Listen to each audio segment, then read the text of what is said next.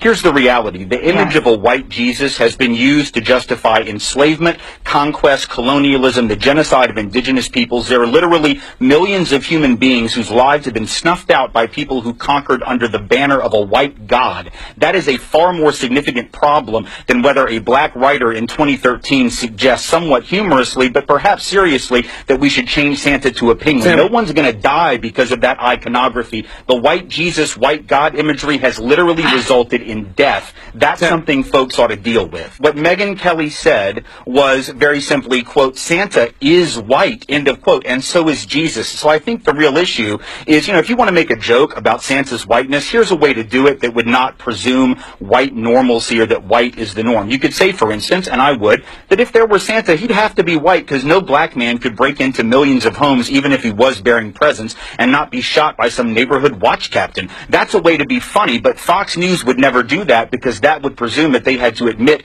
racial profiling and racism were real. So there's that. I think the real issue is that she made a statement of fact, not for her own opinion, but fact. There's a difference between believing in Santa and believing in Jesus or the Buddha. Buddha did not come from Kansas. Jesus was not born in a manger in central Pennsylvania. He was a man of color, and the fact that we have represented him for centuries, literally as a white man, speaks to the entire history of white supremacy. We can act like it didn't happen. We can make it the punchline of a joke, but the reality is this iconography, Jesus more so than Santa, I agree with Mel here, Jesus more so than Santa is a real problem. There's a reason we've represented these icons as white. It's not a coincidence that we've done that. Okay. Do you think there's something inherently wrong? I understand you're saying that a white Jesus has been used to do horrible things, but here's the difference, and Reza is right.